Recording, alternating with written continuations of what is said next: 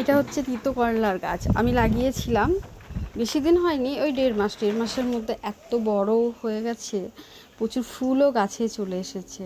গাছটা বেশ লতিয়ে লতিয়ে লতিয়ে অনেকটা জায়গা জুড়ে হয়ে গেছে। একে তোলার জন্য একটু ব্যবস্থাও করে দিয়েছিলাম। প্রচুর দেখেছেন, প্রচুর ফুল এসেছে।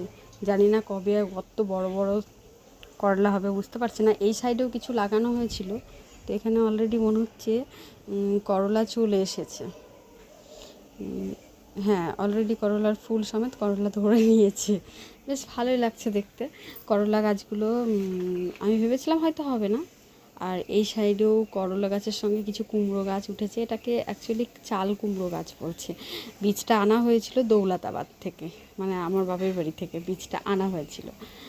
লাগিয়ে দিয়েছি, হয়ে যাবে। এখানে কিছুটা অ্যালোভেরা গাছ, থানকুনি পাতা, একটা তুলসী গাছ, কিছুটা পুদিনা পাতা, এইগুলো এখানে লাগিয়ে দিয়েছিলাম। সব গাছগুলোই বেশ হয়ে গেছে। আর এখানে ওল গাছও লাগিয়ে দিয়েছি। ওল গাছ বলতে যে ওলগুলো আমরা খাই সাধারণত, বাজারে কিনতে পাওয়া যায় সেই ওল গাছ। এটা এটা অ্যাকচুয়ালি এখানকার না, এটা হচ্ছে বেলডাঙা থেকে আনা। আর এখানেও তিতকলা, তো এখানে তিতকলা হয়ে গেছে। করলাগুলো বেশ বড় বড়ই হয়ে গেছে। এগুলো ছোট সাইজ, এগুলো বড় বড় না জানেন, এগুলো ছোট ছোট। আমার মনে হয় না এগুলো অনেক বড় বড় হবে, কারণ এর আগে একদিন আমি তুলেছিলাম এই গাছটায় হয়েছিল, তো তুলেছিলাম ছোট ছোট সাইজ, বড় বড় নয়।